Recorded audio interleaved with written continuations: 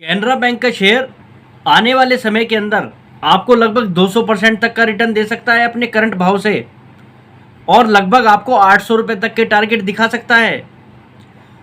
और जिस तरीके से पीएसयू बैंकों के अंदर आपको रैली देखने को मिल रही है, वो रैली कैनरा बैंक के शेयर के अंदर भी आपको दिखाई देनी चाहिए। जिस तरीके से कैनरा बैंक के फाइनेंशियल्स इस समय दिख रहे हैं और जो बैंक के अंदर जिस तरीके की कैपेसिटी इस समय अवेलेबल है, उस हिसाब से ये बैंक अपने लोअर लेवल से उस रिकवरी को नहीं दिखा पाया है जो दूसरे बैंकों ने दिखाया है। तो कहीं ना कहीं ये बैंक अगर देखा जाए तो अपने बुक वैल्यू के हिसाब से एक अच्छे खासे मल्टीपल पर ट्रेड कर रहा है। और यहाँ पर जिस हिसाब की तेजी पीएसयू सेक्टर के बैंकों के अंदर दिखाई दे रही है, वो रैली तो अभी कैनरा बैंक के अंदर थोड़ी नदारद दिखाई दे रही है। तो कहीं ना कहीं ये चीज़ें ये बता रही हैं कैनरा बैंक के अंदर आने वाले समय में एक काफ़ी बड़ी रैली यहाँ पर दिखाई दे सकती है। आज के इस वीडियो के माध्यम से मैं आपके साथ यही सब डिटेल एनालिसिस करने वाला हूँ, किन कारणों से कैनरा बैंक के अंदर एक शानदार तेजी आने वाले समय में दिखाई देगी और कौन से ऐसे कारण हैं जो कैनरा बैंक के शेयर को यहाँ से चलने में मदद करने वाले हैं। और कैनरा बैंक का शेयर अपनी बुक वैल्यू के हिसाब से भी इस समय डिस्काउंट पर अवेलेबल है, और जबकि पीएसयू सेक्टर के अंदर ही काफ़ी सारे बैंक अपनी बुक वैल्यू के हिसाब से 2-3 के मल्टीपल पर भी काम कर रहे हैं। तो क्यों कैनरा बैंक का शेयर इस समय इतना सस्ता है और आने वाले किन कारणों के से ये बैंक यहाँ पर एक बहुत बड़ी तेजी दिखाएगा, आज वही सब मैं आपके साथ डिटेल एनालिसिस करूँगा इस वीडियो के अंदर। वीडियो को आप देख लीजिएगा और कैनरा बैंक के फ्यूचर से रिलेटेड आपको सारी बातें इसके अंदर जानने को मिलेंगी और कैनरा बैंक पर आपका व्यू यहाँ पर क्लियर होता हुआ दिखाई देगा। चलिए वीडियो को शुरू करते हैं।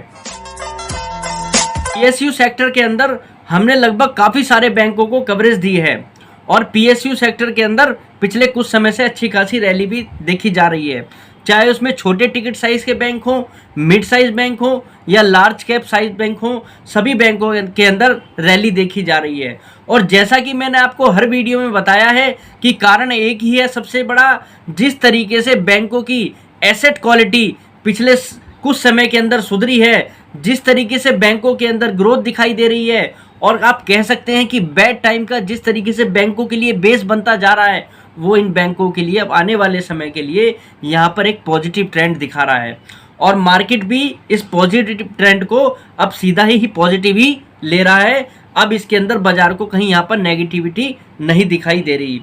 और जिस तरीके से पीएसयू सेक्टर के बैंकों को लेकर पिछले 2 साल पहले नेगेटिविटी थी, वो नेगेटिविटी अब यहाँ से गायब हो चुकी है, क्योंकि बैंकों की बैलेंस शीट बिल्कुल क्लियर हो चुकी है।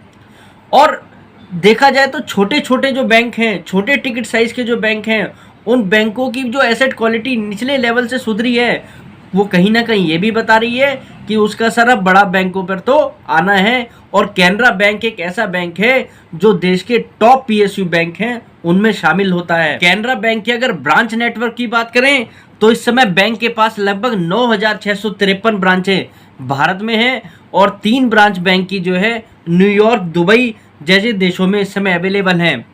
तो बैंक की प्रेजेंस भारत के बाहर भी है। और देखा जाए तो बैंक का जो बिजनेस है, बैंक का बैंकिंग का तो बिजनेस है ही, साथ ही साथ बैंक का इंश्योरेंस से रिलेटेड भी काम है और बैंक का एसेट मैनेजमेंट का भी काम है। तो ये बैंक देखा जाए तो काफ़ी ब्रॉड बैंक है पीएसयू बैंकों के अंदर। बैंक ने क्वार्टर बाय क्वार्टर अगर देखा जाए या ईयर ऑन ईयर बेसिस पर भी देखा जाए तो ज़बरदस्त ग्रोथ दिखाई है अपनी एसेट क्वालिटी पर, अपनी लोन बुक पर, सभी चीज़ों पर फिर भी बैंक का शेयर जो है उस हिसाब से नहीं चला है जिस हिसाब से छोटे साइज के जो बैंक ने यहाँ पर ग्रोथ दिखाई है अपने शेयर प्राइस के अंदर। और अगर हम बैंक के ग्रॉस बिजनेस की बात करें तो बैंक का ग्रॉस बिजनेस पिछले 1 साल के अंदर लगभग 9.5% ग्रो हुआ है। देखा जाए तो जिस बैंक का बिजनेस 19,01,776 करोड़ रुपए था जून 2022 के अंदर, वो लगभग बढ़कर 20,08,141 करोड़ रुपए हो गया है। यहीं अगर हम बैंक के एडवांसेस की बात करें जो लोन बैंक ने बांटे हैं, उसमें लगभग 13.5% के आसपास की ग्रोथ देखी जा रही है।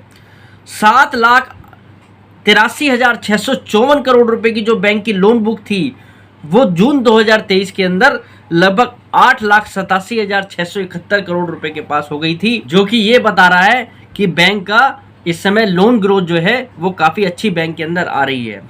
यहीं अगर हम डिपॉजिट पर भी बात करें तो डिपॉजिट में भी लगभग 6.5% की ग्रोथ देखी गई है ईयर ऑन ईयर बेसिस पर। बैंक के अगर लोन बांटने की बात करते हैं तो बैंक का जो पोर्टफोलियो है वो ज़्यादातर रैम पोर्टफोलियो है। बैंक अपना loan retail, agri, MSME sector को बांटता है, जहां से बैंक को लगभग 55% का शेयर आता है। और बैंक की लोन बुक का 45% हिस्सा कॉर्पोरेट सेक्टर से आता है, जहां पर बैंक बड़े साइज के लोन बांटने का कारोबार कर रहा है। अगर हम रैम पोर्टफोलियो के अंदर बात करें तो रिटेल सेक्टर के अंदर 16% की ग्रोथ दिखाई दे रही है ईयर ऑन ईयर बेसिस पर। एग्री सेक्टर के अंदर 25% की ग्रोथ बैंक की लोन बुक के अंदर दिखाई दे रहा है। एमएसएमई सेक्टर ने भी लगभग 14% की ग्रोथ दिखाई है ईयर ऑन ईयर बेसिस पर। यहीं अगर हम ओवरऑल रैम पोर्टफोलियो की बात करें तो लगभग 13% के हिसाब से बैंक का ये पोर्टफोलियो ग्रो हुआ है पिछले 1 साल के अंदर। यहीं अगर हम हाउसिंग लोन की बात करें तो बैंक हाउसिंग लोन पे भी काफ़ी अच्छा फोकस कर रहा है। हाउसिंग लोन बुक जो है बैंक की 13.5% ग्रो हुई है 1 साल के अंदर। 75,578 करोड़ की जो लोन बुक थी वो बढ़कर 85,854 करोड़ रुपए के पास पहुंच चुकी है बैंक की इस समय अगर देखा जाए।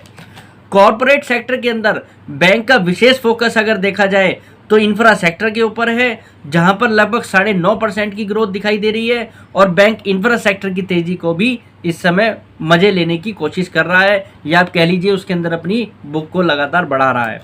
एनबीएफसी सेक्टर को लेकर बैंक जब लगभग इस समय 18.5% की ग्रोथ दिखा रहा है। रियल इस्टेट सेक्टर में भी इस बैंक का लोन का पोर्टफोलियो है, यहाँ पर बैंक लगभग 29.50% की ग्रोथ रियल इस्टेट सेक्टर के अंदर इस समय बैंक को आ रही है। कहने का मतलब ये है कि बैंक का जो कॉर्पोरेट सेक्टर पे भी जो फोकस है ज़्यादातर उन सेक्टर पर फोकस है जिनमें आने वाले समय के लिए एक पॉजिटिविटी यहाँ पर बनती हुई दिखाई दे रही है, और यहाँ पर ही बैंक को एक अच्छी ग्रोथ आने की उम्मीद है।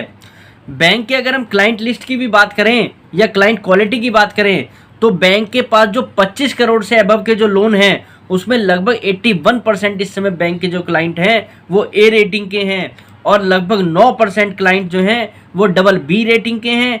यहीं अगर देखा जाए तो 10% क्लाइंट जो हैं बैंक के पास वो बी रेटिंग के आसपास के दिखाई दे रहे हैं। तो बैंक अपने क्लाइंट की क्वालिटी पर इस समय फोकस करता हुआ दिखाई दे रहा है।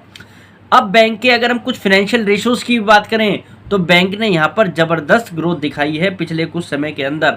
ग्रॉस एनपीए जो है बैंक का 1 साल के अंदर लगभग 7% से घटता हुआ लगभग 5.25% के आसपास आ गया है, जो कि काफ़ी तेज़ी से यहाँ पर घटा है। बैंक ने नेट एनपीए को भी बहुत सुधारा है।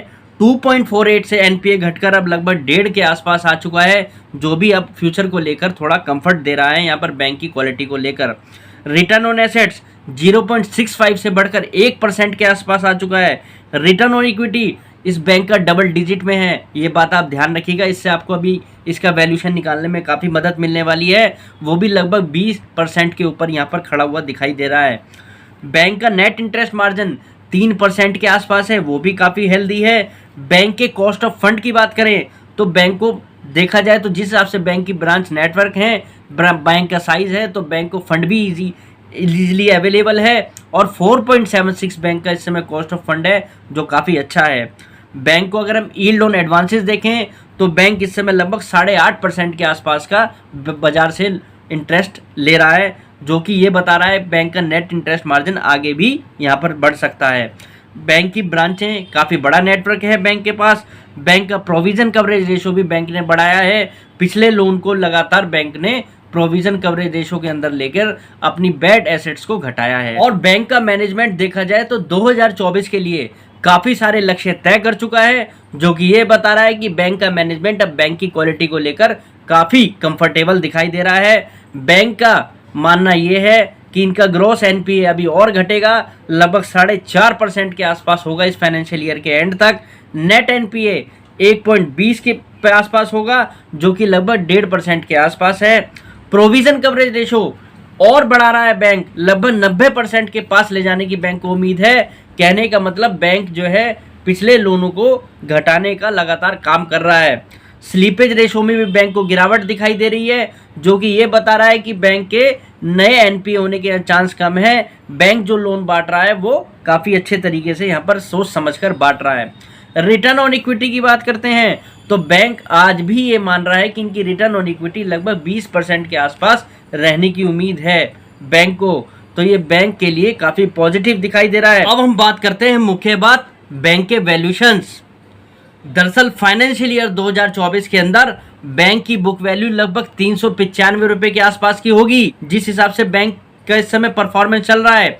और रिटर्न ऑन इक्विटी लगभग 20% के आसपास का होगा। 20% की रिटर्न ऑन इक्विटी वाला बैंक इस समय अपनी प्राइस टू बुक के भी डिस्काउंट पर काम कर रहा है। 372 रुपए पे इस समय बैंक का शेयर है, जो कि ये बता रहा है कि बैंक इस समय अपनी बुक वैल्यू के लगभग 6% के डिस्काउंट पर कामकाज कर रहा है। बैंक बुक वैल्यू से भी नीचे प्राइस पर इस समय अवेलेबल है। और साथ ही साथ अगर हम सेक्टर के अंदर बात करें तो जो पीएसयू सेक्टर के स्मॉल टिकट साइज बैंक हैं, Indian overseas bank book value के हिसाब से 3.89 के मल्टीपल पे अवेलेबल है। बैंक ऑफ महाराष्ट्र 2.74 के मल्टीपल पे अवेलेबल है। यहीं अगर हम बात करें यूको बैंक की 2.54 के मल्टीपल पे अवेलेबल है। पंजाब एंड सिंध बैंक 2.39 के मल्टीपल पे अवेलेबल है। और जबकि कैनरा बैंक 1 के भी मल्टीपल के नीचे इस समय मिल रहा है। कितना सस्ता ये इस समय बैंक अवेलेबल है। और ये जो तेजी आपको दिखाई दे रही है पीएसयू सेक्टर के अंदर, इसके ठोस कारण हैं, क्योंकि बैंकों की एसेट क्वालिटी सुधर चुकी है, बैंकों के अंदर ग्रोथ दिखाई दे रही है। कैनरा बैंक को लेकर तो कंफर्ट इसलिए भी आता है, एक तो बैंक का साइज बहुत बड़ा है, बैंक के पास अगर बैंक की फाइनेंशियल एसेट्स क्वालिटी देखी जाए उनमें जबरदस्त ग्रोथ है। बैंक अभी भी बहुत अच्छे प्रॉफिट में है, पर बैंक के वैल्यूएशन बहुत कम है। तो आप यहां पर जरा नजर बनाइए, ये बैंक आपको एक आने वाले समय के अंदर यहां पर अच्छा रिटर्न देने की क्षमता रखता है, क्योंकि बैंक के स्ट्रॉन्ग फाइनेंशियल फंडामेंटल्स हैं और साथ ही साथ चीप वैल्यूएशन है। उम्मीद करता हूं कैनरा बैंक को लेकर आज आपको काफी कुछ पता लग गया होगा और आपको फ्यूचर में कंपनी के बारे में डिसीजन लेने में काफी मदद मिलेगी। चलिए वीडियो को यहीं समाप्त करते हैं।